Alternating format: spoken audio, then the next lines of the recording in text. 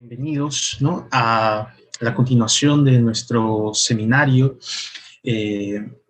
Vamos a continuar con la segunda conferencia magistral a cargo del coordinador del grupo de investigación sobre la actualidad del pensamiento de Hegel, que es Miguel Justi. Hago una breve presentación para darle el pase, ¿no? Miguel Justi es profesor de la Pontificia Universidad Católica del Perú. Es doctor en filosofía por la Universidad de Tubinga, Alemania. Fue becario de la Fundación Alexander von Humboldt. Ha sido también director del Centro de Estudios Filosóficos y editor de la revista Arete de la PUC. Dirige allí mismo al grupo de investigación sobre la actualidad del pensamiento de Hegel y es coordinador de Filored. Ha sido presidente de la Sociedad Interamericana de Filosofía y ha publicado sobre Hegel los siguientes libros: Hegels Kritik der modernen Welt, El retorno del espíritu, motivos hegelianos en la filosofía práctica contemporánea, en el año 2003, La cuestión de la dialéctica, en el 2011, Dimensiones de la libertad, sobre la actualidad de la filosofía del derecho de Hegel, en el 2014, El paradigma del reconocimiento en la ética contemporánea, un debate en curso, en el año 2017, y La travesía de la libertad, ensayo sobre Hegel, que es su último libro publicado en el año 2021. En esta oportunidad, Miguel va a presentar la conferencia titulada ¿Cuál debe ser el comienzo de la ética? Lógica y filosofía del derecho. Sin más, le doy el pase a Miguel. Bueno, muy buenas tardes o días para todos quienes nos escuchan. Voy a leer también yo una conferencia y siguiendo la práctica que han utilizado la mayoría de los expositores, voy a compartir en la pantalla el texto para que pueda seguirse mejor, porque siempre es un poco difícil mantener la atención tanto tiempo. Entonces comparto pantalla. ¿Cuál debe ser el comienzo de la ciencia, lógica y filosofía del derecho? Nuestro seminario está dedicado al problema del comienzo de la ciencia. La ciencia es naturalmente la filosofía misma, pero si el comienzo de la filosofía misma o la filosofía en cuanto tal representa un problema de gran envergadura, con mayor razón lo será el comienzo de una parte de la filosofía, como es el caso que nos ocupará enseguida, es decir, el de la ética. Ya simplemente decidir cuál es el nombre que le es más adecuado, si ética, filosofía práctica, filosofía del espíritu objetivo, filosofía del derecho o algún otro nombre de los que nos ha provisto la tradición, es un claro indicador de que el problema del comienzo de una parte de la filosofía es más ostensible o evidente que el que concierne al comienzo de la filosofía misma.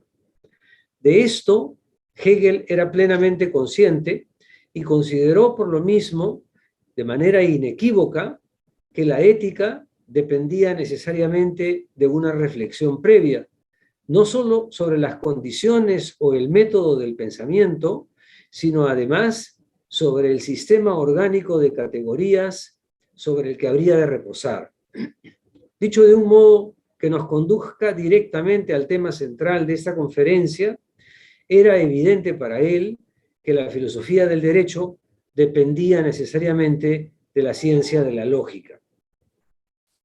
Ocurre, sin embargo, que en los debates de la ética contemporánea pareciera producirse un serio cuestionamiento de esta tesis hegeliana, porque se pretende rescatar las tesis centrales de la filosofía del derecho en forma de una teoría social o política relevante para el presente, pero abandonando la concepción o la cosmovisión lógico-metafísica que la sostiene, con el argumento de que esta no sería sino un lastre en el contexto de la discusión filosófica actual. ¿Es esto posible? ¿Es además filosóficamente conveniente? Es posible, digo, y conveniente prescindir de la ciencia de la lógica de Hegel cuando se quiere actualizar las tesis centrales de su concepción ética plasmada en su filosofía del derecho. Responder a esta pregunta no es tan fácil como podría parecer a primera vista, o como quizás podría pensarse si se recuerdan sencillamente las numerosas y enfáticas declaraciones del propio Hegel en sentido contrario. Porque como es natural, la pretensión de prescindir de la concepción metafísica desarrollada en la ciencia de la lógica no viene siendo formulada porque se desconozcan las aseveraciones hechas por Hegel al respecto en la filosofía del derecho, sino pese a conocerse y con el explícito propósito de ignorarlas por razones filosóficas consideradas justificadas. Precisemos, pues, mejor la pregunta y pasemos revista, por ejemplo, a las afirmaciones de Axel Honneth, uno de los principales defensores de esta lectura de la obra de Hegel, al inicio de su pequeño libro Leiden an Unbestimmtheit, o Padecer de Indeterminación. El título que se ha dado en castellano a esa obra de Hegel es Sufrimiento de Indeterminación, pero me parece mejor la forma verbal Padecer de Indeterminación. Es importante recordar que ese libro de Honneth lleva por subtítulo una reactualización de la filosofía del derecho de Hegel. Es decir, no se trata de una obra sistemática de carácter personal que se vincule a la filosofía de Hegel solo de manera indirecta o estratégica, como es el caso, por ejemplo, de su más ambicioso y posterior libro, El derecho de la libertad, sobre el que volveremos más adelante. En Leiden an Unbestimmtheit, en Padecer de Indeterminación, en cambio, la intención es claramente la de reconstruir y actualizar la filosofía del derecho de Hegel, por lo que la cuestión de sus conexiones con el sistema hegeliano no es tangencial, sino esencial.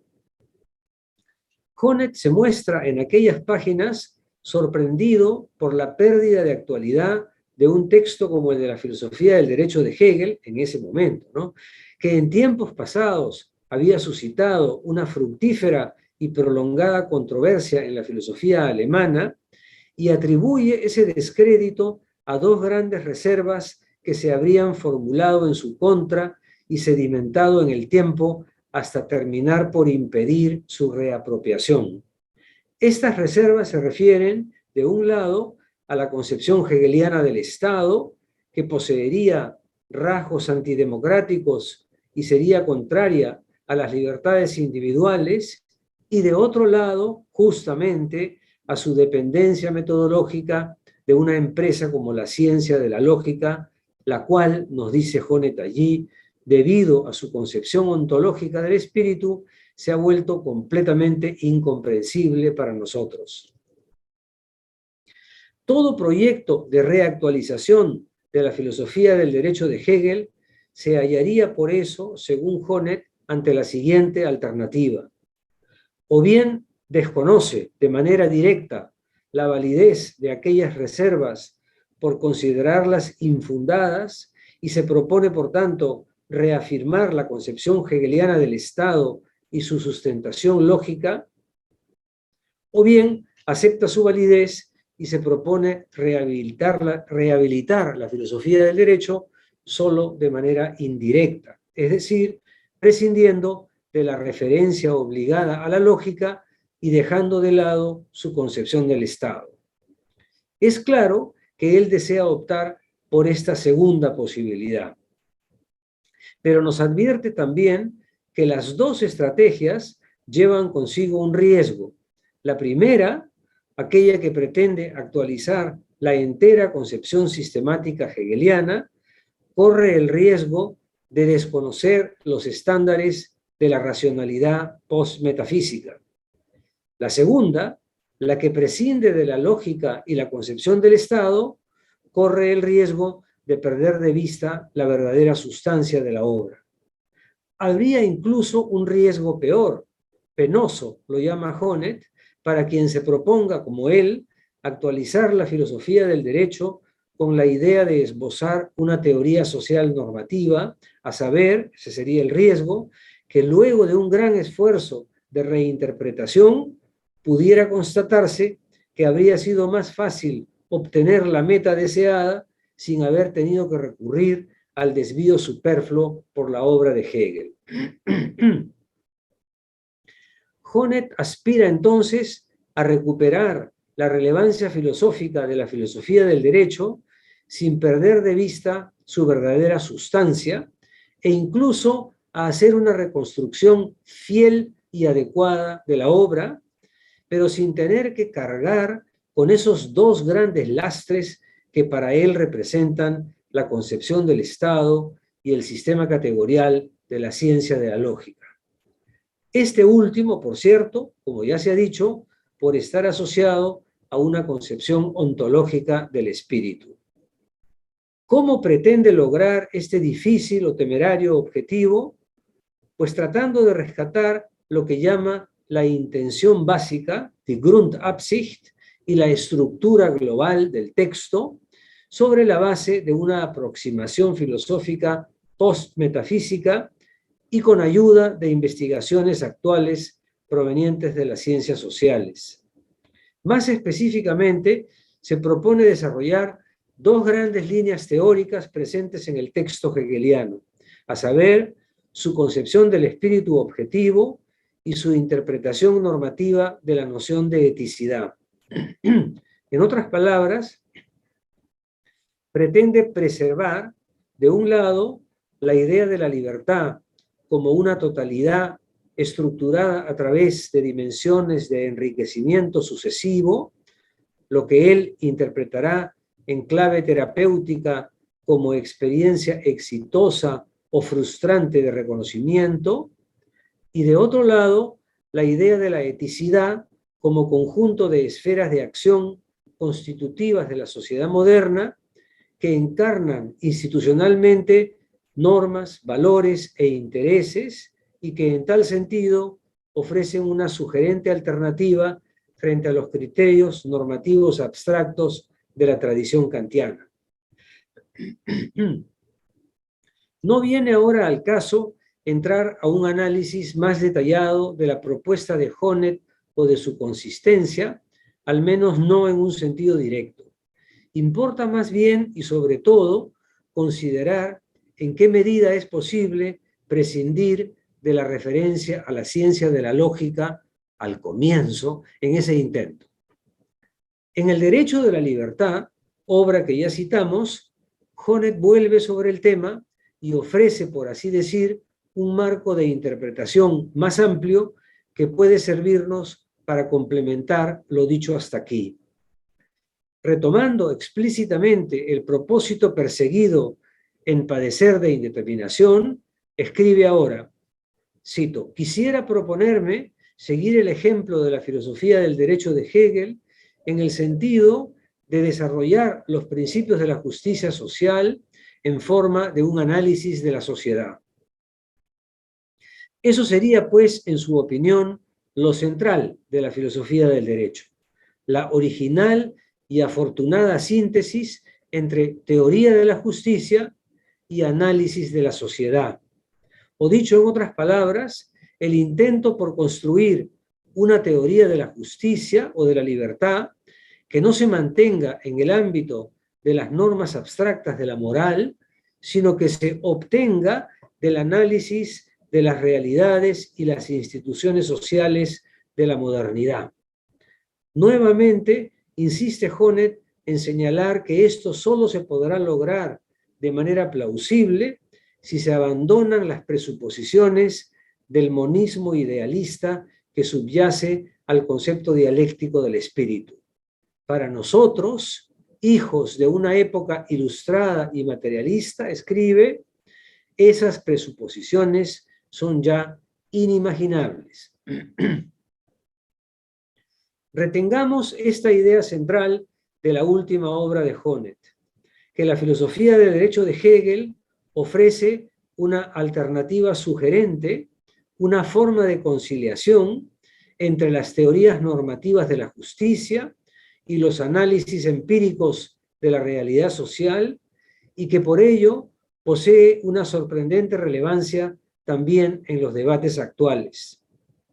Al igual que Hegel, se trataría, cito, de construir una teoría de la justicia a partir de las presuposiciones estructurales de las sociedades contemporáneas. No obstante, como se vuelve a excluir toda posibilidad de recurrir a la fundamentación lógica que Hegel mismo dio a su concepción ética, es preciso reemplazarla por alguna otra estrategia metodológica que la haga plausible. A eso dedica Honneth la introducción a El derecho de la libertad, a ofrecer una presentación sucinta de las premisas metodológicas que harán comprensible la estructura y el modo de proceder argumentativo de su libro.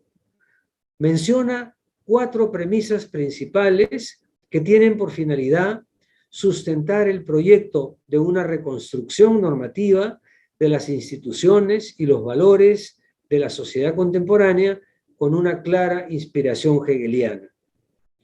Las premisas deben entenderse como una prolongación del intento por reactualizar las intuiciones básicas de la filosofía del derecho en lo referente a la definición de la libertad como una totalidad estructurada y a la concepción de la sociedad como forma de vida institucional que encarna normas, valores e intereses. Todo ello, sin embargo, dejando de lado la ciencia de la lógica y sus presuposiciones metafísicas.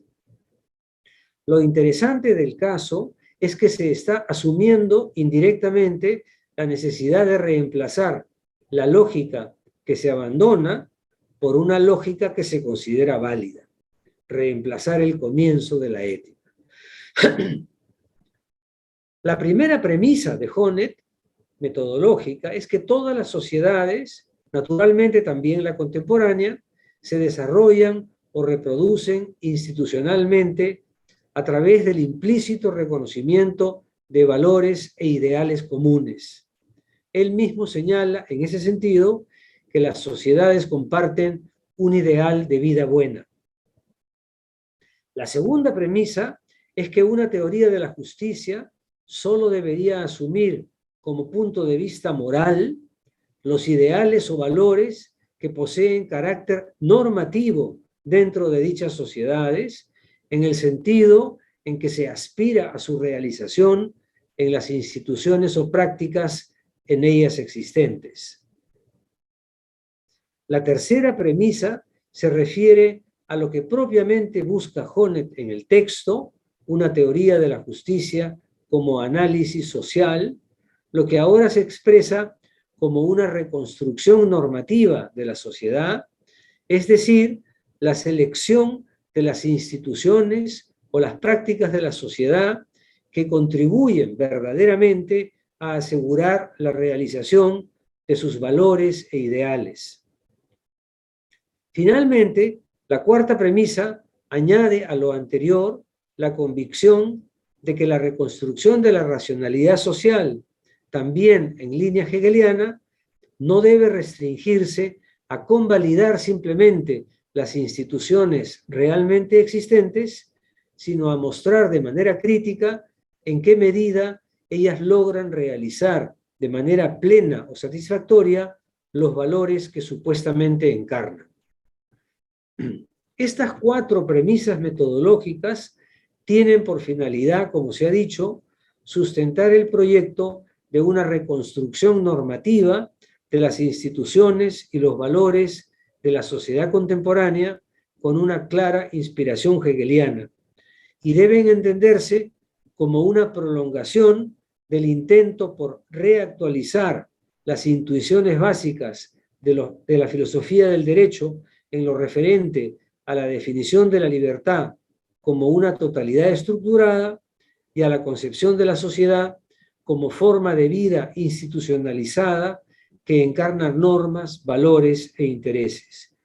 todo ello, sin embargo, dejando de lado la ciencia de la lógica y sus presuposiciones metafísicas. Hechas estas precisiones, podemos ya volver a la pregunta que nos sirve aquí de hilo conductor acerca de la plausibilidad de prescindir en la reapropiación de la filosofía del derecho de los supuestos de la ciencia de la lógica. Como la pregunta formulada en términos generales no es tan fácil de responder, voy a recurrir a una serie de tesis sucesivas que me permitan mostrar los diferentes sentidos en que ella puede ser abordada, es decir, la pregunta, ¿se puede prescindir de la ciencia de la lógica en la filosofía del derecho, o de la lógica en la ética, o del comienzo en la ética? 6 tesis. La primera tesis tiene que ser naturalmente la que parece más obvia, especialmente para quienes conocen la filosofía del derecho, a saber que Hegel piensa y sostiene enfáticamente lo contrario, es decir, que no se puede prescindir de la lógica.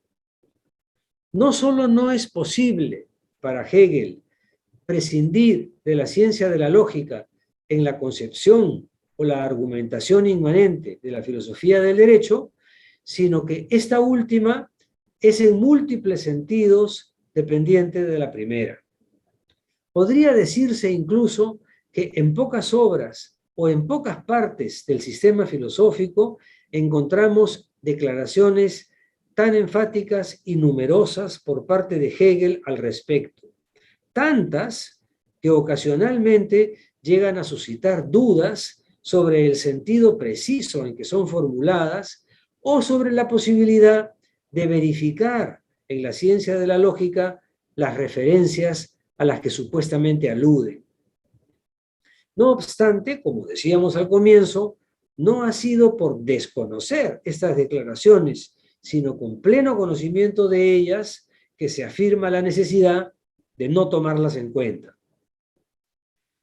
Esta primera constatación, aun siendo elemental, no deja de tener relevancia, porque incluso si se concediera que hay partes de la filosofía del derecho, como la concepción del Estado, por ejemplo, que no debieran ser aceptadas en razón de su proveniencia o dependencia de una metafísica convencional, aquellas otras que sí se pretende recuperar, como la estructura global del concepto de libertad o la propia concepción de la eticidad, solo son comprensibles en el conjunto de la obra gracias a una definición previa sobre el movimiento del concepto, sobre la naturaleza dialéctica de la razón o sobre la objetividad de las expresiones del espíritu. En otras palabras, Hegel tiene razón en afirmar que la filosofía del derecho no se sostiene por sí sola desde un punto de vista categorial, sino que presupone un vasto conjunto de decisiones metodológicas o categoriales anteriores.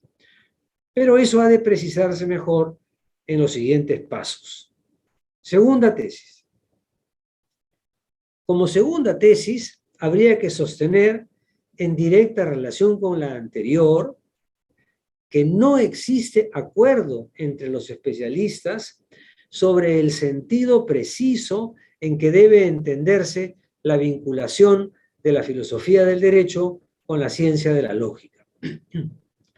Ya en 1982, en un conocido trabajo dedicado a hacer un balance sobre el tema, que lleva el elocuente título La lógica y la filosofía del derecho de Hegel, observaciones insatisfactorias sobre un problema no resuelto, ¿no? Unzulängliche Bemerkungen zu einem ungelösten Problem, Henning Ottman sostenía que el desacuerdo al respecto es muy grande, porque no solo concierne a qué tipo específico de correspondencia estaría aludiendo Hegel, es decir, a si la división en 3 partes de la filosofía del derecho correspondería a las 3 partes de la ciencia de la lógica o si solo a una o a una combinación original entre ellas.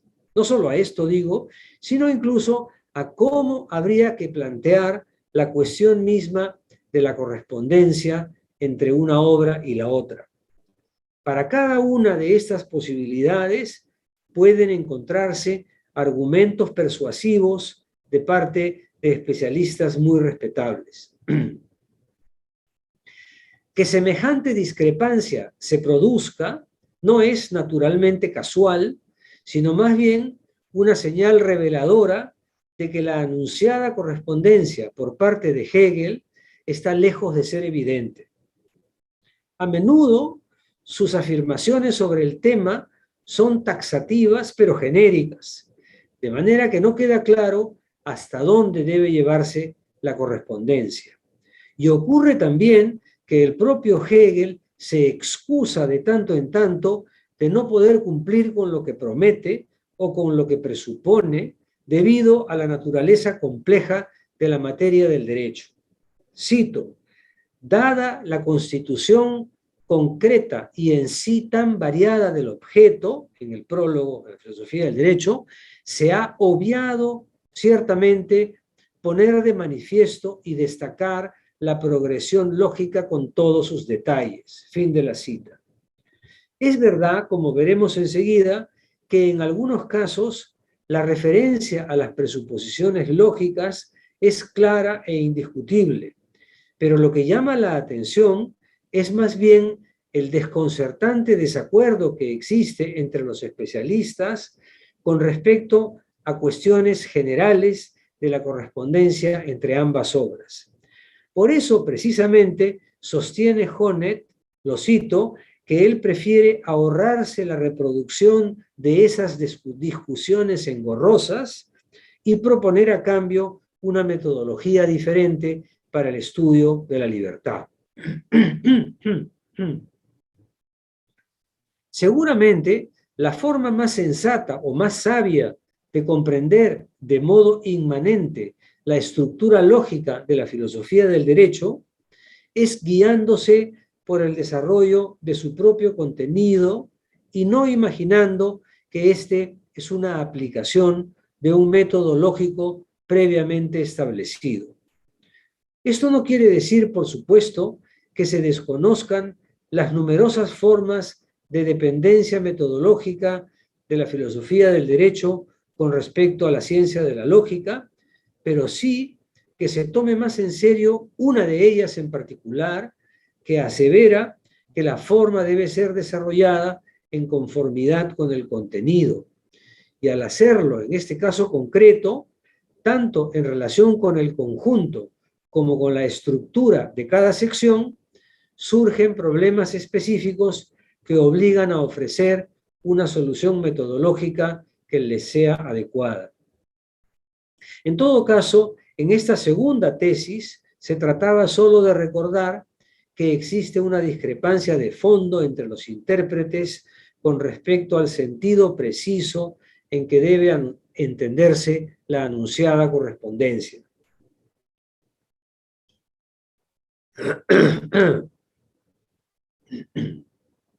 Tercera tesis. A modo de contraste necesario con lo que acaba de ser expresado, estoy obligado a formular una tercera tesis que afirme que existe acuerdo unánime sobre la dependencia metodológica múltiple de la filosofía del derecho con respecto a la ciencia de la lógica. Esta es mi tesis, diría yo, más importante. Lo que quiero decir es que si bien es cierto que hay cuestiones de fondo sujetas a controversia por las razones indicadas, ello no impide que se reconozcan o identifiquen muchas formas de interconexión entre ambas obras que no presenten motivo de dudas. Interpretando libremente las aseveraciones del propio Hegel en el texto, podría decirse que hay tres tipos de presuposiciones lógicas operando en la argumentación de la filosofía del derecho, que habría quizás que llamar inmediatas, mediatas y hermenéuticas. Presuposiciones inmediatas son aquellas que se refieren directamente al método o al modo de proceder del pensamiento especulativo, tal como ha sido previamente definido por Hegel. Entre estas numerosas presuposiciones, habría que incluir el concepto del concepto, que es determinante para la exposición inicial del concepto de voluntad libre y para la propia estructura de la obra. Asimismo, la definición de la idea, gracias a la cual se puede postular una relación entre el concepto de derecho y su realización, u otorgar a cada forma de existencia, a cada Dasein del derecho, su legitimidad. Pero también muchas otras presuposiciones más inmediatas, como las llamo, como el método dialéctico, la definición del razonamiento especulativo, la teoría del silogismo, la noción de totalidad, etc. Sobre la validez y la necesidad de estas presuposiciones, a las que Hegel alude con mucha frecuencia, no hay discrepancia alguna entre los intérpretes, ni la hay tampoco sobre el hecho de que ellas son el soporte metodológico de la argumentación. Presuposiciones mediatas serían aquellas que, más que al método de argumentación en sentido restringido, se refieren a otros tópicos sobre cuya existencia o sobre cuya adecuada caracterización Hegel ha dado cuenta en partes anteriores de la enciclopedia. La principal de estas presuposiciones es, por supuesto, la deducción del concepto de voluntad en el marco del desarrollo del espíritu subjetivo.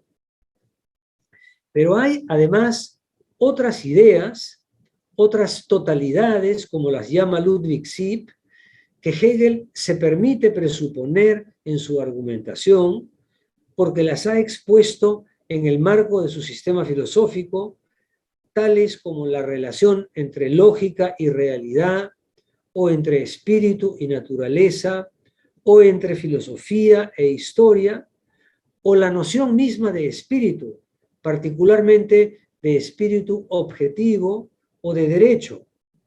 Ideas que juegan un papel importante en el desarrollo de la filosofía del derecho, pero sobre cuya legitimación Hegel ya no cree necesario explayarse. Este punto me parece particularmente relevante en relación con la filosofía de Hegel en general, más allá del asunto específico que ahora nos ocupa, porque con mucha frecuencia se cuestiona su ambiciosa pretensión sistemática, pero sin que se ofrezca a cambio una respuesta convincente o siquiera una respuesta a los problemas filosóficos de largo alcance que en el marco del sistema se consideraba indispensable afrontar y resolver. La idea de Honneth, por ejemplo, de prescindir especialmente de estas presuposiciones mediatas, lo libera, por cierto, del lastre de la tradición metafísica idealista, pero lo pone al mismo tiempo en deuda con sus lectores con respecto al modo en que él respondería a las preguntas que en su perspectiva de análisis quedarían ahora sin respuesta.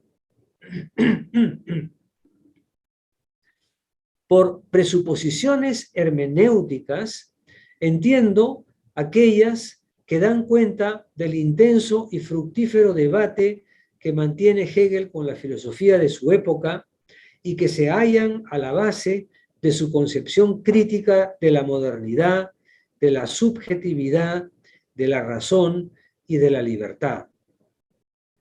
Gracias a la peculiar historia de los primeros años de su producción filosófica, contamos con muchos documentos, ensayos, manuscritos de cursos, notas personales, que nos informan con elocuencia sobre las diversas facetas de aquel debate y sobre los sucesivos intentos por darles una forma sistemática adecuada.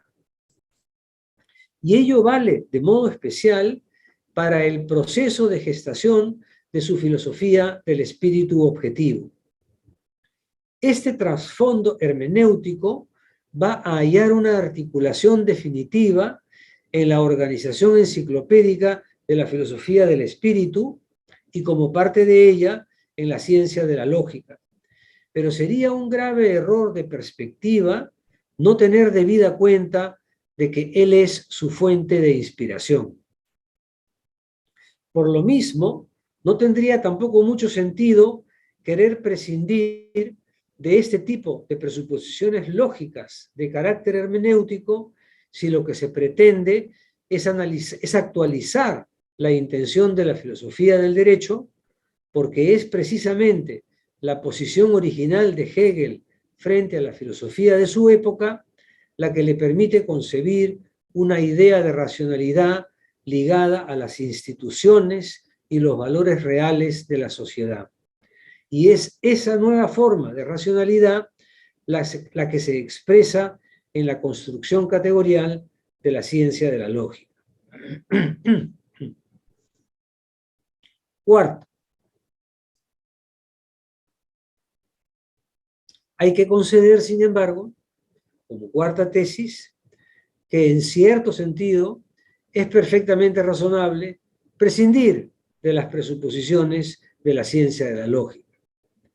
Lo es si, como afirma Honneth, pareciera con ello darse a entender de modo genérico que hace falta situar la reflexión de la filosofía del derecho en un contexto filosófico actual y con ayuda de los recursos que la filosofía y las ciencias sociales nos procuran hoy. ¿Cómo no aceptar la razonabilidad de una afirmación tan general? El problema es que con ella pueden deslizarse tres malentendidos en relación con la comprensión de la ciencia de la lógica, que en parte ya se han despejado con lo desarrollado hasta aquí. El primero de ellos es que se sobreentiende que la ciencia de la lógica es equivalente al entero sistema hegeliano y que, por tanto, aceptar su pertinencia en el análisis significaría tener que asumir dicho sistema en su totalidad. El segundo malentendido es que se da por sentado que esta pertinencia metodológica debería ser tomada en un sentido meramente literal, como si fuese la aplicación mecánica de un sistema abstracto de relaciones categoriales. Y finalmente, se deja de lado el trasfondo hermenéutico de la cuestión, con lo cual, sumados los tres malentendidos, de lo que parecería necesario prescindir sería más bien de una caricatura de la ciencia de la lógica. A pesar de ello, insisto en que puede ser perfectamente razonable el intento de reinterpretar, actualizar, adaptar, traducir el ordenamiento conceptual de la ciencia de la lógica de Hegel a las condiciones más austeras de la filosofía contemporánea. Aunque pueda parecer paradójico, una actualización como esta es consustancial a la idea de racionalidad que gobierna la empresa misma de la ciencia de la lógica.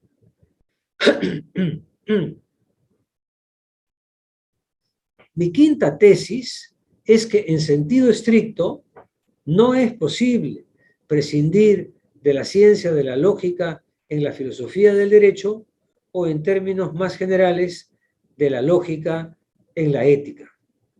Estamos hablando, por supuesto, de la lógica en un sentido hegeliano, es decir, de un sistema de categorías que prefigura la comprensión de la realidad. Es evidente que no es posible proponerse elaborar una concepción ética o una teoría normativa de la sociedad si no se cuenta con un conjunto de recursos metodológicos que cumplan la función epistemológica que venimos describiendo. El propio Honneth no tendría seguramente objeción en aceptar una tesis tan trivial como esta, pues él mismo señala que es necesario reemplazar la fundamentación que Hegel da a su concepción política por una más acorde con los estándares contemporáneos de racionalidad. Pero esto podría también equivaler a un reconocimiento tácito de que es preciso sustituir, digamos así, la lógica de Hegel por la lógica de Honneth, porque de la lógica, en este sentido epistemológico, no es posible prescindir. No obstante, lo que Honneth no acepta, y yo más bien quisiera defender a estas alturas de mi argumentación como una tesis plausible, es que no es posible tampoco prescindir stricto sensu de la ciencia de la lógica en la comprensión de la filosofía del derecho. No lo es en ninguno de los tres sentidos en que hemos hablado de presuposiciones, ni de las inmediatas, ni de las mediatas, ni de las hermenéuticas. Naturalmente, estos tres tipos de presuposiciones deben entenderse de manera articulada y no por separado. La filosofía del derecho no se entiende sin tomar en consideración el cuestionamiento hegeliano del paradigma de la subjetividad moderna, ni sin la reinterpretación dialéctica del concepto kantiano de autonomía de la voluntad, ni sin la propuesta metodológica del automovimiento del concepto.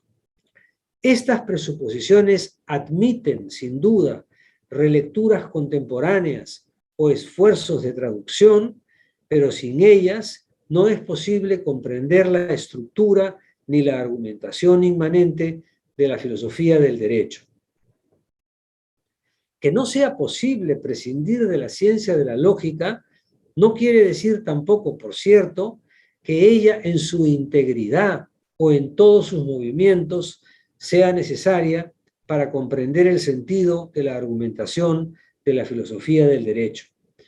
Ya nos hemos referido a las controversias que suscita en la comunidad de especialistas el intento por establecer una correspondencia estricta entre las dos obras, y hemos mencionado también la importancia de hacer valer en la correcta comprensión de la filosofía del derecho el principio metodológico que obliga a respetar el nexo esencial entre la forma y el contenido.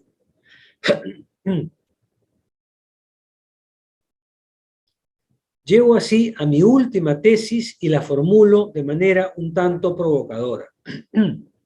La sorprendente actualidad de la filosofía del derecho de Hegel se debe a su dependencia de la ciencia de la lógica. Y ello se muestra precisamente en el esfuerzo de actualización que lleva a cabo Axel Honneth. Esta tesis puede parecer retórica, pero espero que después de la reflexión llevada a cabo hasta el momento resulte también plausible. La actualidad de la filosofía del derecho se debe, como el propio Honneth lo señala, a que en ella se expresa una filosofía política que, a diferencia de las teorías de la justicia predominantes en la actualidad, no adopta un punto de vista moral puramente normativo, ni se desliga del análisis de la sociedad o sus instituciones. Algo similar puede decirse de su teoría de la libertad, en la medida en que ella ofrece una interpretación compleja de las relaciones entre individuo y comunidad, distante por igual de las actuales y predominantes concepciones del universalismo y el contextualismo. Estas no son las únicas muestras de su actualidad, pero son sí suficientes para ilustrarla. Y ambas solo pueden explicarse en vinculación con las presuposiciones hermenéuticas, mediatas e inmediatas que se plasman en el proyecto de una ciencia de la lógica. La crítica del universalismo abstracto del deber ser es una constante en la obra de Hegel que puede rastrearse en muchos de sus textos y se halla expuesta en modo detallado a lo largo de la doctrina de la esencia. y el desarrollo de la estructura y el movimiento del concepto al inicio del tercer libro de la ciencia de la lógica, siendo el soporte metodológico de la interpretación de la idea de voluntad libre en la filosofía del derecho, es a su vez una traducción en términos lógicos del esfuerzo permanente de Hegel por comprender de manera dialéctica la noción de subjetividad. Podrá replicarse, por supuesto, que estoy tomando la ciencia de la lógica en un sentido demasiado general o acaso solo prestando atención a sus intuiciones filosóficas de fondo. Puede ser, pero esta lectura me parece más genuinamente hegeliana que la contraria, es decir, que aquella que hace de la ciencia de la lógica un sistema hermético desligado de su inspiración hermenéutica. Tomemos un par de ejemplos de la argumentación de Honneth, porque he llegado a decir que, contrariamente a lo que él afirma, también en su obra se pone de manifiesto la relevancia de la ciencia de la lógica para la actualidad de la filosofía del derecho. Vayamos, en primer lugar, a Leiden an Unbestimmtheit, a padecer de indeterminación. Dice allí Honneth que él quiere prescindir deliberadamente de la ciencia de la lógica y guiarse solo por una intención básica, así la llama de Hegel, que consistiría en plantear el problema de la libertad en forma de una totalidad estructurada.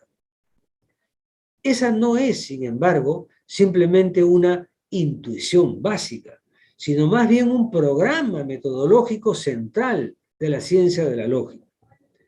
Lo más interesante del caso es que el análisis de Honneth sigue muy de cerca la tesis hegeliana de la definición tridimensional de la libertad hasta en su terminología, pues entiende que ella es síntesis de determinaciones.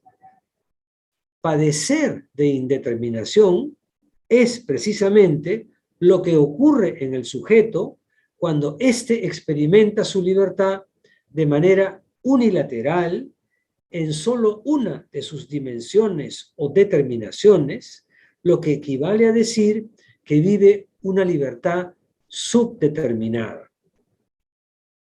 Por el contrario, y a modo de referente normativo, el individuo alcanzará una experiencia plena de libertad solo cuando pueda vivir la síntesis de sus determinaciones.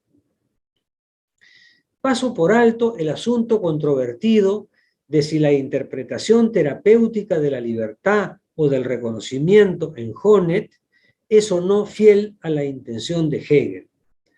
Quizás, sin ir tan lejos, otros intérpretes antes de él, como Karl-Heinz Ilting o Ludwig Sipp, llamaron la atención sobre esta posibilidad de leer la filosofía del derecho en clave de experiencia fenomenológica personal.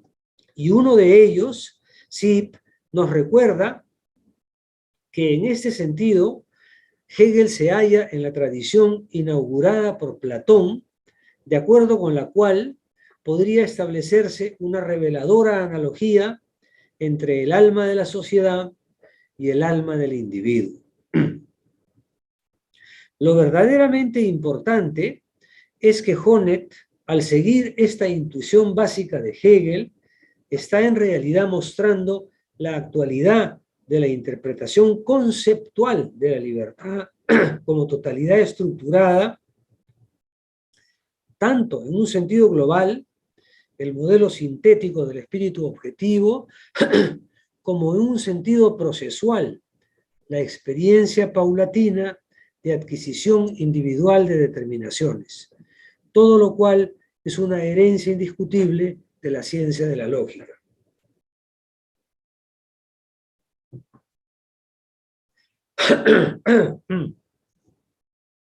Un segundo buen ejemplo sería el de la llamada reconstrucción normativa de la sociedad contemporánea, fórmula con la que Honneth desea realizar una síntesis de inspiración hegeliana entre teoría de la justicia y análisis de la sociedad en su último libro.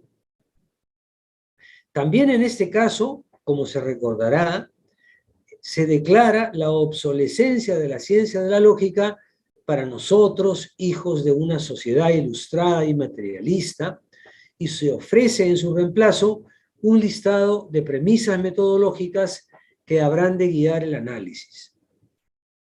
En lugar de la lógica de Hegel, la lógica de Honneth. Pero la similitud de intuiciones es sorprendente. Si recordamos las 4 premisas que evoqué al comienzo, en ellas Honneth hace suya la tesis de Hegel acerca de la realización necesaria de la racionalidad y de la correspondiente realidad social de la racionalidad en el marco de un proceso teleológico e histórico de progresiva realización de la libertad. Son tesis metafísicas o lógicas en sentido fuerte, que no pierden su gravedad ni su dificultad por el hecho de ser extraídas del contexto de la ciencia de la lógica y de ser presentadas en forma de premisas supuestamente modestas.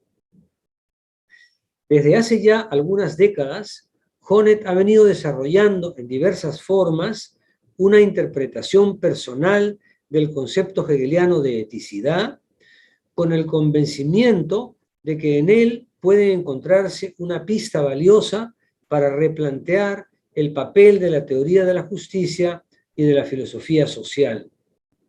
Su última gran obra es un valioso aporte en esta dirección.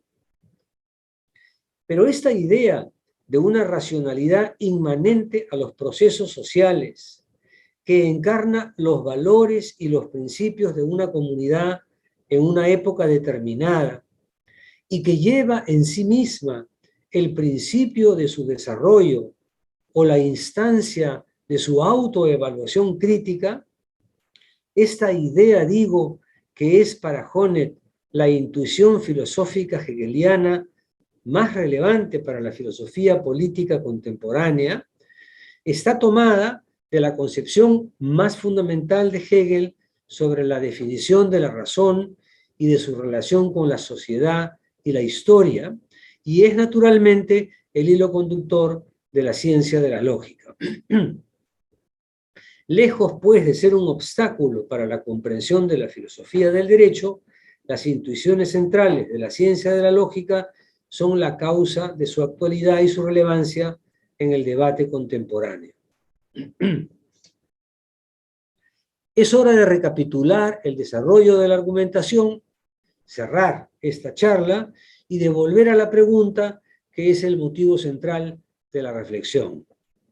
Alertados por la aparición de nuevos trabajos sobre la filosofía del derecho que se proponen alentar su actualización, dejando de lado deliberadamente su vinculación con la ciencia de la lógica, nos preguntamos si es efectivamente posible prescindir de la lógica en la ética.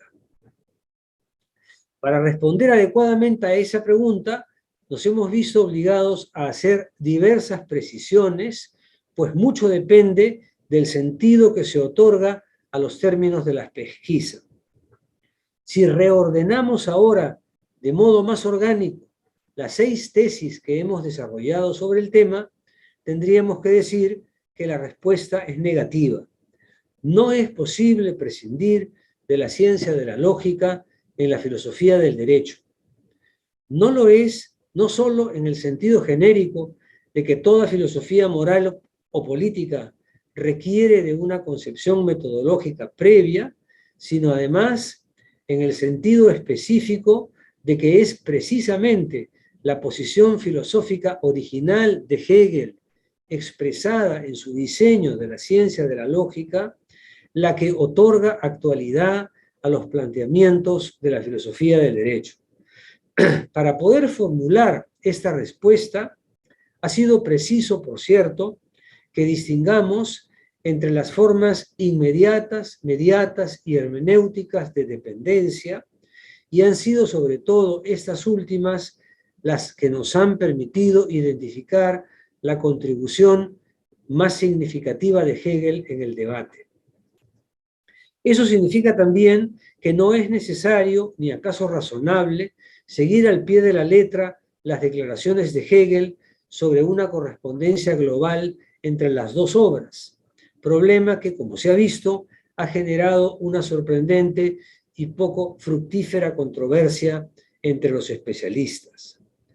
Más que buscar un paralelo estricto entre las obras, lo que conviene, en el mejor espíritu metodológico hegeliano, es, pues, tratar de mostrar el modo en que la forma lógica se adecúa al contenido concreto de la filosofía del derecho. Y para tal fin puede ser igualmente sensato preguntarse por el modo en que la inspiración hermenéutica de los principios lógicos se muestra relevante en los términos de la discusión filosófica contemporánea. Para despejar los equívocos que acompañan al planteamiento de esta pregunta, hemos usado como punto de referencia los trabajos recientes de Axel Honneth destinados a actualizar la filosofía del derecho de Hegel.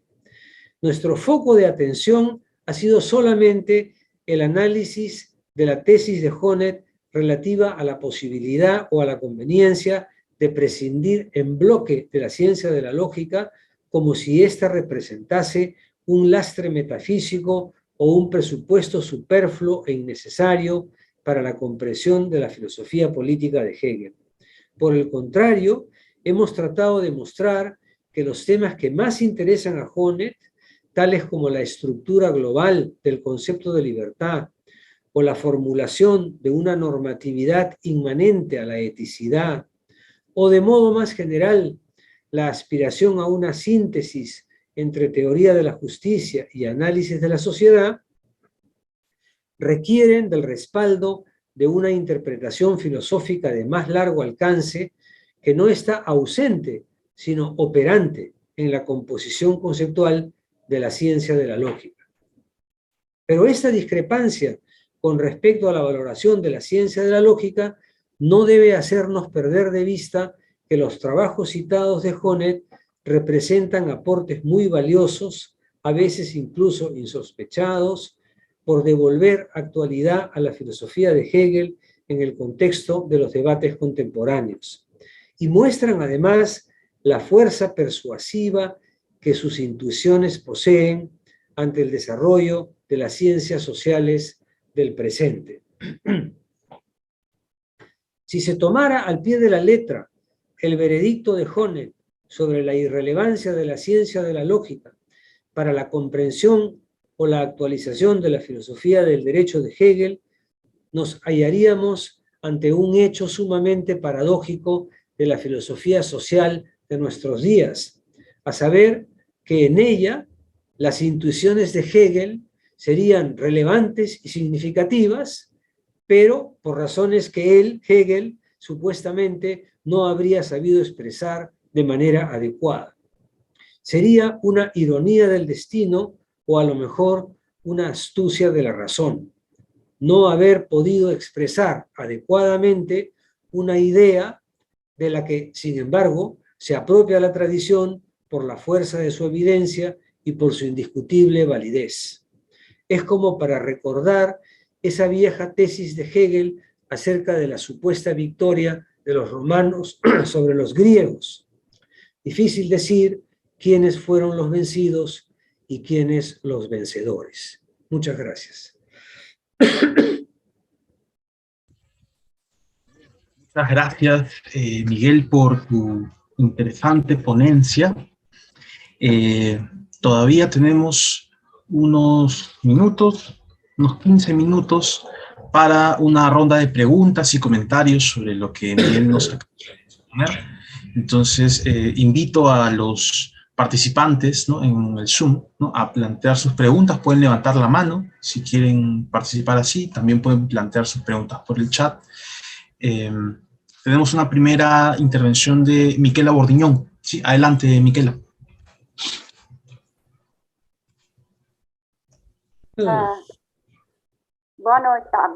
Buonasera. I can speak in English, Italian, Portuguese. Sorry, I cannot speak Spanish. What do you prefer? ¿Perdón?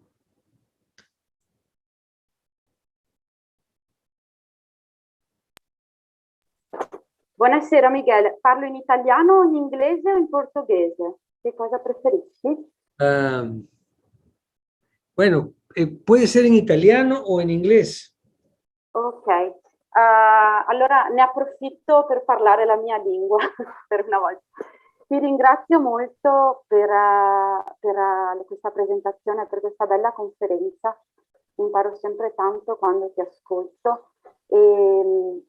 Honneth non è uno degli autori che conosco di più, ma tutte le volte che lo leggo e tutte le volte che ne sento parlare mi viene sempre da farmi la stessa domanda, soprattutto quando leggo questi passaggi in cui Honneth rifiuta o decide di abbandonare la parte metafisica della proposta hegeliana e descrive questa metafisica come un idealismo monista.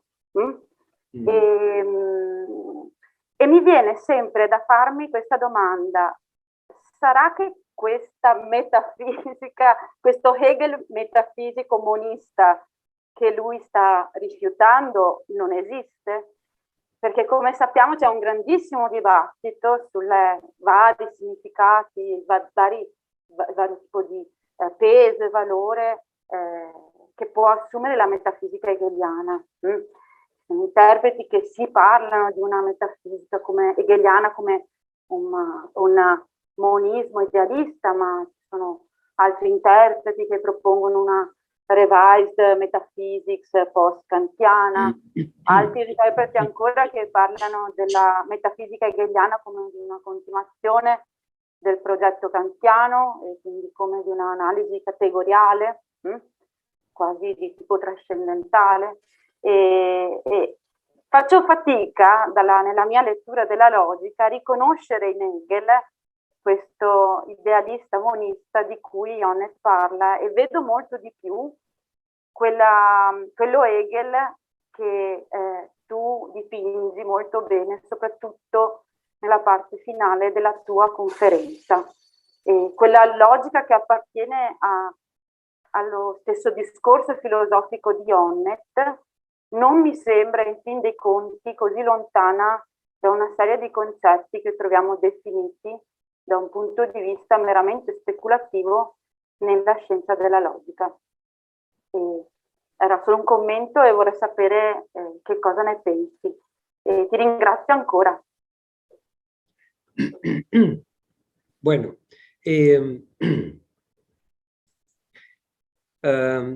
muchas gracias por la pregunta de Michela Bordiñón a Michela, que me ha parecido muy buena esa sugerencia o esa sospecha que ha planteado Michela Bordiñón de que ese monismo idealista del que habla Honneth y que se lo atribuye a Hegel simplemente no existe.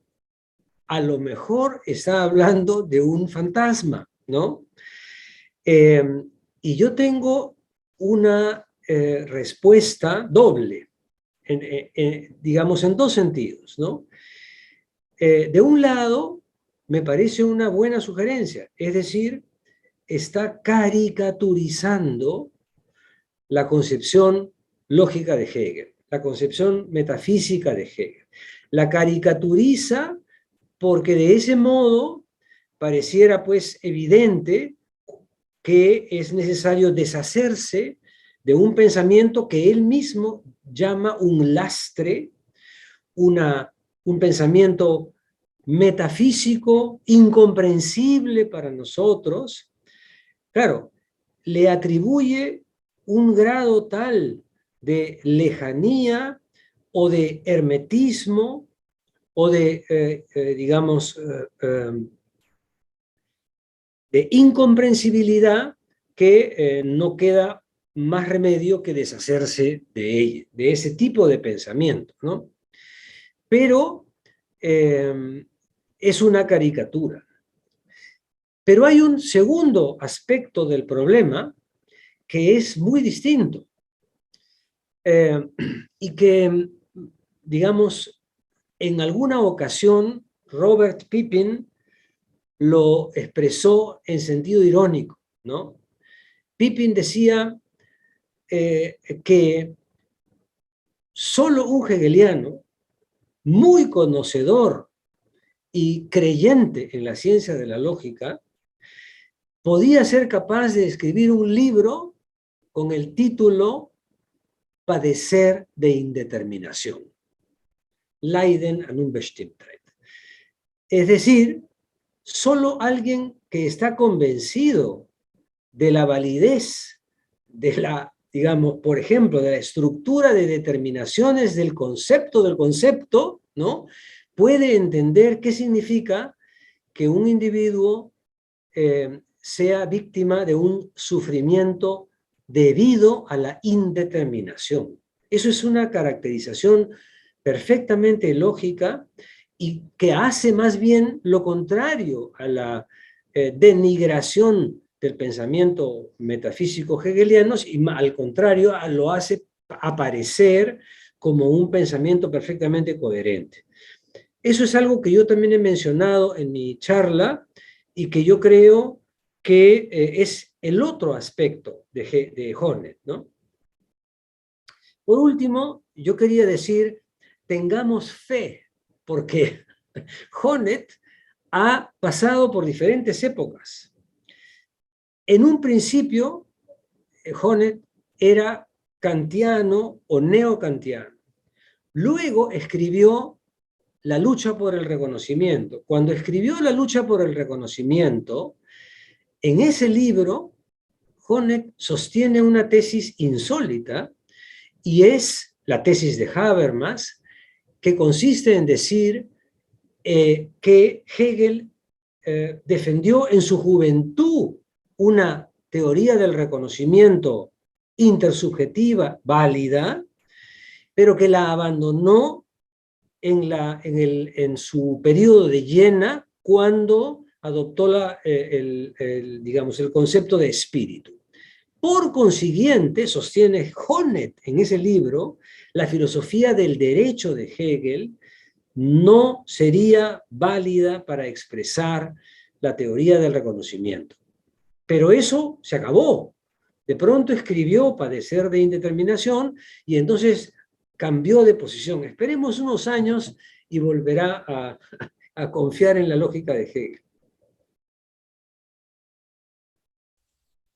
Bien, muchas gracias, Miguel, por la respuesta. No sé si hay alguna otra pregunta por parte de nuestros invitados en el Zoom.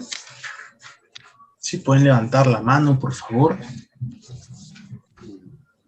Bueno, mientras se van animando, en todo caso, me permito, Miguel, hacerte una pregunta, ¿no? Tú has mencionado, además de Padecer de indeterminación, el texto de Honneth, que es Derecho de la Libertad. Y en ese texto, Honneth empieza haciendo una distinción que ciertamente tú también has discutido luego, ¿no?, en tus artículos sobre la libertad en Hegel, ¿no?, que es esta distinción entre la libertad negativa, la libertad reflexiva y la libertad social, ¿no? Llama la atención que en nuestro medio, sobre todo, por ejemplo, las posiciones liberales, ¿no?, el liberalismo en nuestro contexto, suele defender una noción negativa de la libertad, ¿no? Difícilmente se llega a una noción más bien reflexiva del asunto. Y quizás, mucho peor, ¿no?, a una noción social, ¿no?, mucho más compleja o con mayor riqueza de determinaciones, como se dice. Ahora, ¿cómo se podría, o cómo quedaría esa noción de la libertad negativa vista desde una perspectiva lógica como la que plantea Hegel a propósito de la libertad, y sobre todo, ¿no?, en relación con la cuestión de si hay un vínculo con la lógica, ¿podría hablarse de la libertad como una forma de autodeterminación o, si uno es más estricto incluso con la lógica, como una forma de autonegación, en tanto que en la idea de autonegación está involucrada la noción de infinitud, ¿no? ¿Valdría la pena explorar esa idea de la libertad como autonegación a propósito de un posible vínculo entre la lógica y la filosofía del derecho?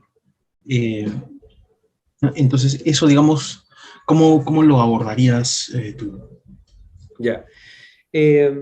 Voy a responder rápido porque veo que ha levantado la mano Javier Aranda y ya en otra ocasión también levantó la mano y no pudo hacer su pregunta, así que voy a ser rápido en esta respuesta, a pesar de que la pregunta de Yosimar es una pregunta que podría llevarnos muy lejos, ¿no? Pero, digamos, la libertad negativa, aprovecho para recordar que fue Hegel y no Isaías Berlin quien llamó a la libertad negativa. La libertad negativa tiene una doble cara, tiene una cara que es muy positiva, que es la universalización de la autodeterminación del individuo, ¿no es cierto? Es decir, es negativa porque no se concreta en ninguna o no se satisface con ninguna forma específica de realización de la libertad, pero es un atributo de todos los seres humanos.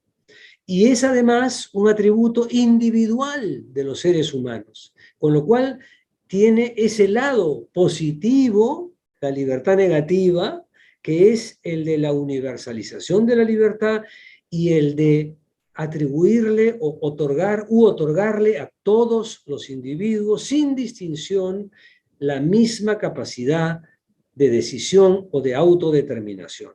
Eso hace que la libertad negativa sea parcial y al mismo tiempo sea siempre o tenga siempre la posibilidad de demandar un derecho o un reclamo. Y eso está presente en todas las sociedades, en el hecho de que siempre hay nuevos individuos que por nuevas razones reclaman algún derecho que no fue reconocido o que no se nos ocurrió reconocer en épocas del pasado. A ver, sí, a Javier Aranda, que... Adelante, Javier Aranda, por favor. ¿Qué tal? Muchísimas gracias, profesor. Yo estoy por la plática. Quería preguntarle si usted estaría de acuerdo con esta idea que he tenido respecto a, no solamente a lo que menciona Honneth, sino algo que ha sido como un poco reiterado de críticos de Hegel, ¿no? Y es que me parece que omiten el rendimiento especulativo de las categorías en la ciencia de la lógica. Y con esto me refiero al siguiente proceso, ¿no? Que la categoría que parece estar al final, por ejemplo, de una triada, representa más bien la unidad de los opuestos, pero en tanto que estos dos opuestos constituyen sentido, ¿no? En la unidad que se presenta. Es decir, como dice Hegel, no es una simple oposición en el que estos opuestos se eliminan. Entonces, en este sentido, esta peculiaridad especulativa nos llevaría a cometer, digamos, o sea, el no leerlo bien o no leerlo con atención, nos llevaría a cometer básicamente un error categorial sobre las categorías mismas, ¿no? Que es estar confundiendo los objetos de las categorías con el sentido mismo de las categorías. Es decir, el concepto de tiempo no es temporal. El concepto, en este caso, no podría ser algo, ¿no? Se supone que está refiriendo a cómo se constituye el sentido a partir de la misma idea de reflexión, y que es algo que sucede con la reflexión, ¿no? O sea, responder a la pregunta por el sentido de la reflexión misma, pues no es un acto, no es un algo, ¿no?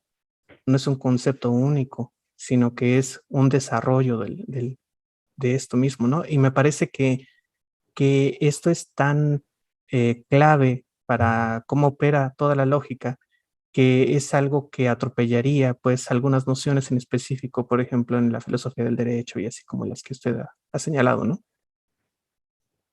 Bueno, gracias por la pregunta. El tercer momento de la estructura reflexiva del concepto es efectivamente unidad. Yo he mencionado en mi conferencia, con respecto específicamente a la libertad, es síntesis de determinaciones o estructura, momento final en el que se plasma la estructura, el dinamismo de relaciones entre las tres dimensiones de la libertad.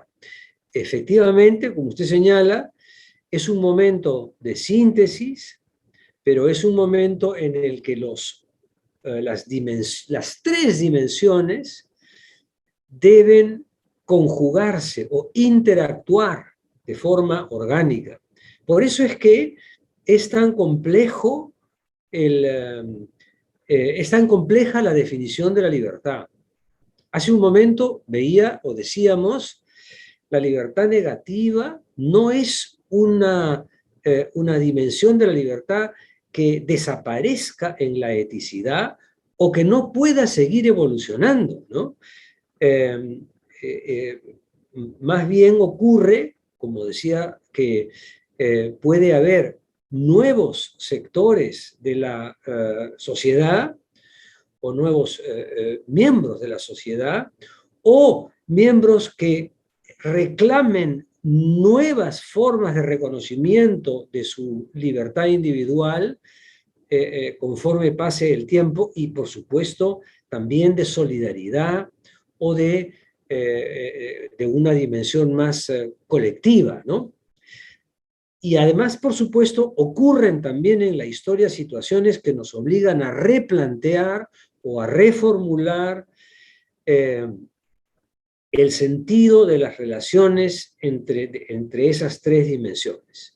El periodo del que está saliendo el mundo entero de la crisis sanitaria nos obligó a vivir esa dimensión, esa conjunción de dimensiones de la libertad de una forma inusitada.